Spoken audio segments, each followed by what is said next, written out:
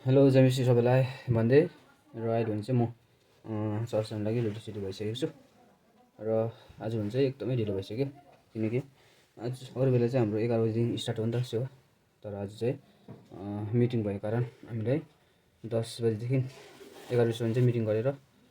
सेवा त 11 बजीदेखि हुन्छ तर मिटिङ भएको कारणले गर्दा 10 बजीदेखि नै हामीले मिटिङलाई स्टार्ट गर्ने भएको छौँ है 10 बजीदेखि 11 बजीसम्म मिटिङ सक्ने र त्यही भएर चाहिँ एकदमै हतार भएर चाहिँ गाइस मलाई चाहिँ किनकि यहाँ गान्तोकमा चाहिँ एकदमै जाडो छ बेलुका है हतपत निद्रा आउँदैन बिहान फेरि मजाले सुताइ हुन्छ है अलिकति मजाले सुते पठाइन्छ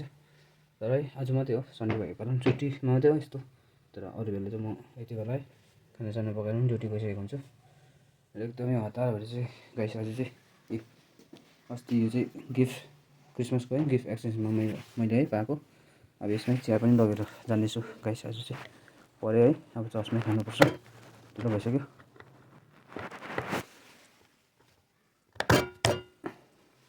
भइसकेको छ चियाहरू यहाँ बिस्कुट लगाएको छु आज एकदमै ढिलो भयो गाइस अब चाहिँ म लागेको आजको चाहिँ ओके गाइस अहिले भेट्नेछौँ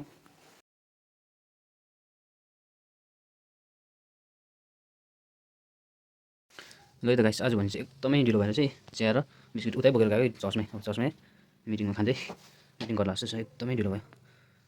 यस्तो चाहिँ गाइस आज चाहिँ एकदमै हतार भयो किनकि आज चाहिँ मिटिङ छ नि त 10 बजी 11 बजीसम्म मिटिङ जान्छ छेउ है ओके गाइस अहिले भेट्नेछु ढिलो भइसक्यो एकदम यो चाहिँ चर्च जाँदै गरेको अवस्था गाइस यसरी चिया बोकेर जाँदैछु एकदमै ढिलो भयो आज हुन्छ चाहिँ गाइस चर्च जाँदै चिया पनि लगाएको केही खानु भएन ढिलो भयो त्यही चिया सहित बोकेर गएँ अहिले चर्च पुग्नु हुन्छ अब चर्च मिटिङ गर्दै थालेको छ गाइस आज कता भयो एकदम ढिलो भयो हतार चिया पनि बनाएको आज चाहिँ मिटिङ खाँदा मिटिङ जान्छ चिया पनि भएको छ त्यही भएर ढिलो भएर चिया बनाएर हिँड्नु चर्च खानुपर्छ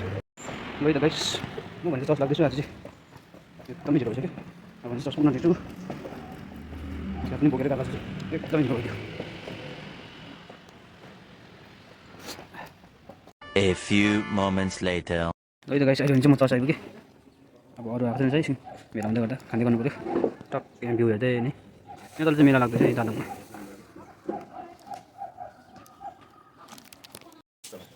दस त थुप्रो हुन्छ यीशु ख्रीष्टको पनि भिड त थुप्रो थियो भिड थियो नि त होइन हजारौँको भिडले पछ्याएको थियो तर यीशु ख्रीष्टले काम गर्ने चाहिँ 12 जनालाई मात्रै चुन्नु भयो पहिला 70 जनालाई चुनेर हेर्नुभयो लास्टमा गएर 12 जनालाई मात्रै चुन्नु भयो किन चुन्नु भयो भन्दाखेरि त्यहाँ पनि हामी एउटा सिस्टम देख्छौँ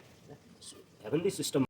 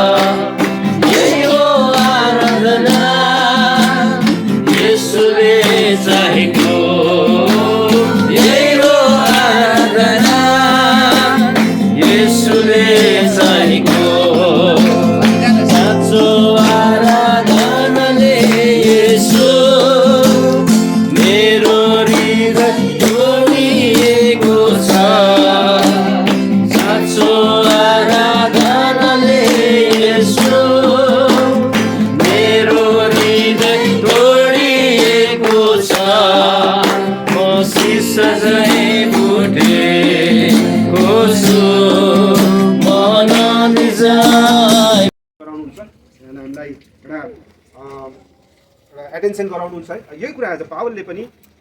कोरिन्थीको मण्डलीलाई एटेन्सन गराएको कुराहरू हामी पाउँछौँ कि त्यहाँ है कतिजना है एउटा दोषी ठहरिएको कुराहरू यो प्रभुलाई एकदमै नियमित रूपमा उनीहरूले सही आज्ञा पालन नगरी खाएको कारणले गर्दा कति दोषी है रोगी भएको कष्टले भरेको कुराहरू हामी पाउँछौँ र यसरी नै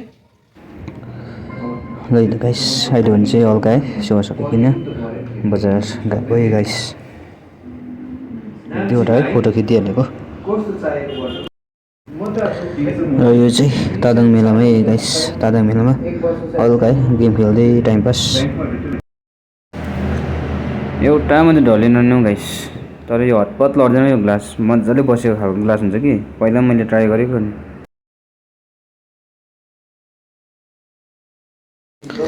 ल त गाइस यहाँ तादङ मेलामा चाहिँ यहाँ है भेडाको उनको टोपी पनि पाउँदो रहेछ है यहाँ फेरि भेडा पनि लिएको रहेछ 70 केजी गऱ्यो 200 रुपियाँ टिकट काटेर चाहिँ यसलाई चाहिँ उयो गर्नुपर्ने रहेछ, फसाउनु पर्ने रहेछ। अन्त अर्को चाहिँ भाले पनि रहेछ, 50 रुपियाँको टिकट त्यो है, मकैको दाना गेस गरेर चाहिँ त्यो फसाउनु पर्ने। यो भेडा पनि त्यही मकैको दाना नै गेस गर्नुपर्ने रहेछ। यति ठुलो बट्टाको चाहिँ भेडाको, सानो बट्टाको चाहिँ त्यो भाले गरेछ है। यस्तो रहेछ गाइस, गेस गर्न सक्यो भने चाहिँ दामी रहेछ है। लु